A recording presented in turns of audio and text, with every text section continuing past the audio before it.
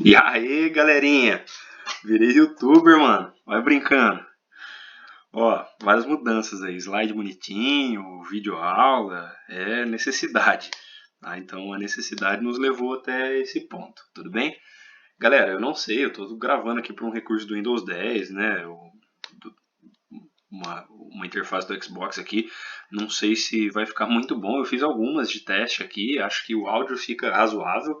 Estou captando o áudio do próprio computador com uma distância razoável aí para, enfim, tentar deixar mais ou menos.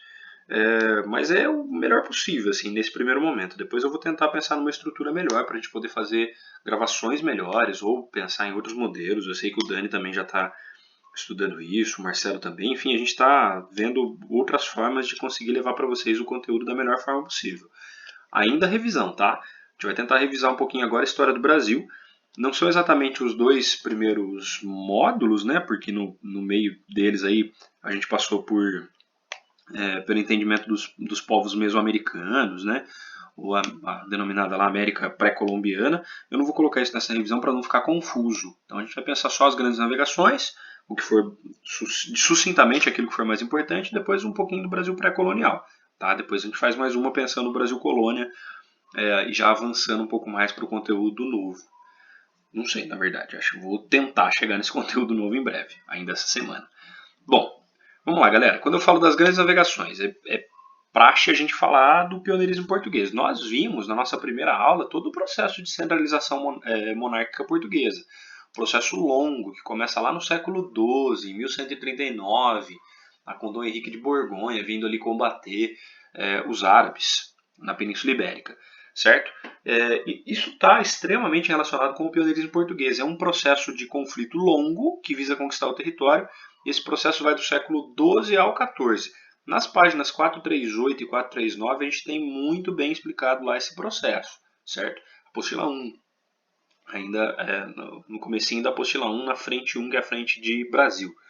Bom, queridos, seguinte, é clássico, né, no estudo medieval, a gente não chegou na Idade Média ainda, na frente em geral, mas é clássico no estudo de história medieval o entendimento de que a gente tem monarquias com pouco poder durante a Idade Média, mas em momentos de conflito elas acabam centralizando o poder. Naquela clássica relação de suzerania e vassalagem, né, o rei se coloca como um grande suzerano. É praticamente isso que acontece em Portugal. A formação da monarquia portuguesa no século XII, de 1139 em diante, até o século XIV, quando ocorre a Revolução de Avis, tudo isso se dá em meio ao processo de expulsão dos árabes da Península Ibérica, certo? Por isso essa monarquia está centralizada. Bom, a gente chega assim no segundo pontinho, a centralização política precoce, muito antes da monarquia francesa, muito antes da monarquia inglesa, muito antes de qualquer outra monarquia, a espanhola, que centraliza-se no final do século XV, muito antes de qualquer uma delas, os portugueses já haviam centralizado politicamente o governo na mão de um monarca, ok? Isso ajuda, obviamente, no processo das grandes navegações. No século XIV, a gente tem processo de transformação dessa monarquia com a Revolução de Avis, que também está explicada lá na página 439, 440 também. Essa, essa monarquia, que continua muito forte, ela vai, num longo processo, empoderando a burguesia. Ela se consolidou como uma monarquia burguesa, não exatamente uma monarquia burguesa no sentido de que não são os reis que são burgueses, mas com grande apoio dessa burguesia portuguesa. Tudo bem? E aí a gente vai ter os estímulos reais para essa burguesia. Que tipo de estímulo real? A nossa apostila fala, por exemplo, da escola de Sagres. Eu, Rafael, particularmente discordo desse ponto, eu já falei isso para vocês. A gente tem a referência à escola de Sagres na literatura. Eu não consigo comprovar a existência da escola de Sagres, certo? Mas ok, a referência da literatura é importante. Quer dizer, se não existiu a escola de Sagres, essa academia de formação de navegantes, existiram outros estímulos. Os portugueses construíram, investiram em tecnologia, construíram novos barcos, né? Suas naus foram sendo criadas e aprimoradas nesse processo no século XIV, sobretudo no XV e no XVI. Ok? Formação de navegantes e depois a criação de instrumentos, tudo isso, cartografia, tudo isso é um estímulo real para a grande navegação e, consequentemente, para o empoderamento da burguesia. Tudo bem? Bom, o que mais que a gente tem? Eu tenho que sempre pensar na queda de Constantinopla, que vai gerar a necessidade de novas rotas. Por quê? Até a queda de Constantinopla, a rota terrestre e semi-terrestre, na verdade, né? Os produtos oriundos do Oriente chegavam até a região do Mar Mediterrâneo e depois eram transportadas via comerciantes italianos para toda a Europa, mesmo durante a Idade Média, né? O comércio não cessa completamente. E depois das Cruzadas, então depois do século XI, depois, após as Cruzadas, a gente tem um crescimento desse comércio novamente. Agora, no século XV, Constantinopla cai, é dominada pelos turcos, vai dar origem depois ao Império Turco Otomano, mas enfim, Constantinopla é conquistada e aí eu vou ter o fim desse processo, desse comércio extremamente lucrativo aí entre Oriente e Ocidente, ok? Com a queda de Constantinopla, os portugueses começam a buscar as novas rotas e vão realizar, enfim, a passagem do Cabo do Bojador, vão contornar o litoral africano e vão chegar até a Índia. Okay? O processo começou antes, 1415, com a tomada de Ceuta, ali no norte da África, depois a conquista de vários outros territórios no litoral africano. Tudo bem, galera? Tranquilo? Beleza. Ainda nas grandes navegações, é importante a gente pensar um pouco o processo dos tratados ibéricos. Porque tratados firmados entre Portugal e Espanha para a divisão do mundo conhecido até então. O primeiro deles, o Tratado de Toledo, também conhecido como Alcaçovas-Toledo, firmado entre 1479 e 1480. Em 80, na cidade de Toledo, na Espanha, ele é assinado pelos monarcas espanhóis, que ainda não é monarca espanhol, está se formando, tá? É só em 1492 que a gente pode falar de Espanha. Mas ok, tá quase lá. Define-se o seguinte: do norte das Ilhas Canárias para cima pertence à Espanha, ao sul para Portugal. E isso vai ficar ali, né, subentendido entre eles, entre portugueses e espanhóis, que está tudo bem, vai ser assim, até que em 1492 o Colombo, na busca, então, possivelmente na busca por uma nova rota para as Índias, chega em um lugar novo, né, as Américas, e consequentemente os espanhóis vão querer anular esse tratado, óbvio, porque a terra conquistada por Colombo, né, a região central das Américas, está ao sul das Ilhas Canárias.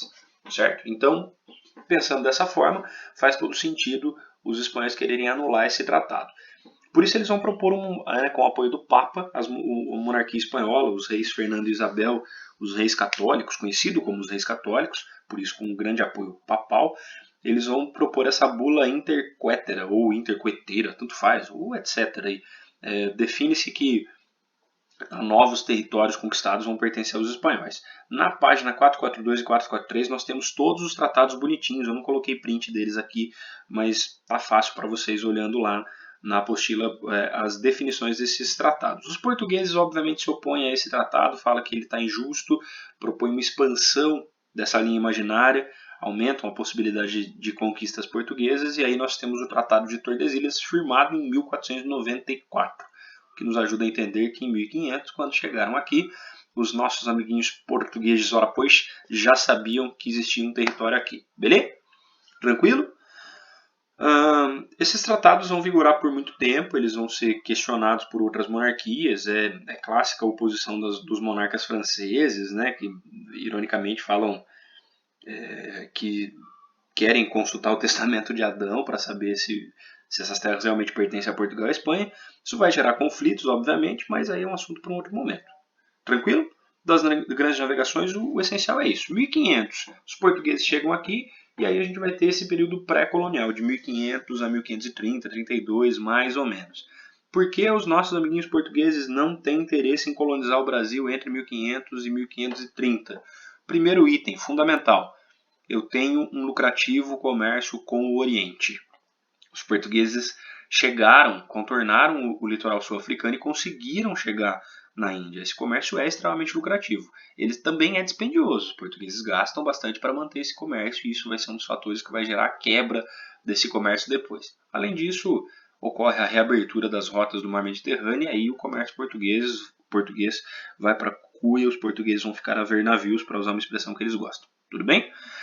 Bom, além disso, eu posso pensar que aqui nós temos uma sociedade não tão propícia ao consumo. Os hábitos culturais enraizados dos nossos indígenas, hábitos então seculares, eles não estavam ligados ao comércio, à produção de excedente, nada disso. Por isso é uma sociedade local não propícia ao consumo, ok? Não há vestígios de ouro e prata, nós vimos, lembra que nós lemos alguns documentinhos aqui, e tá nos slides anteriores, eu já mandei para vocês os slides também, mas posso enviar novamente via sistema caso queiram. Só me cobrar, tá? Porque eu esqueço.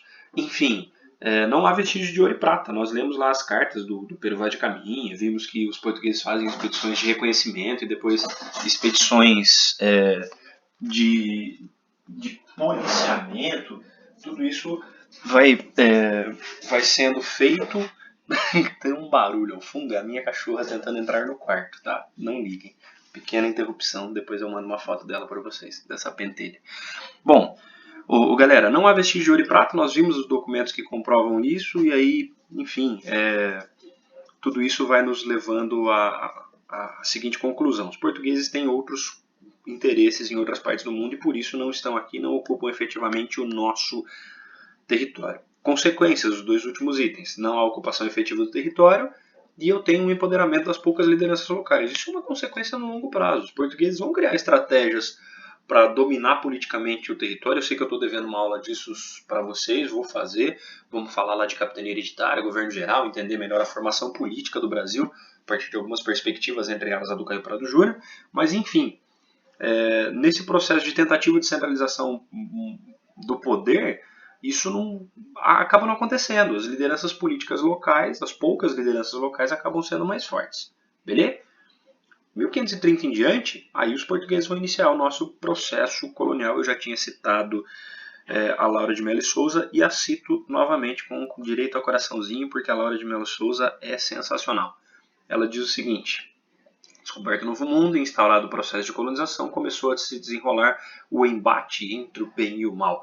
A colonização brasileira também está inserida nesse processo de contra-reforma, beleza? É importante lembrar isso sempre. Mas a gente vai voltar a falar disso mais pra frente. Tranquilo, galera? Espero que tenham entendido tudo e que não escutem o presidente da República e continuem quietinhos dentro das suas casas, ok? Grande beijo no coração de cada um e é nóis.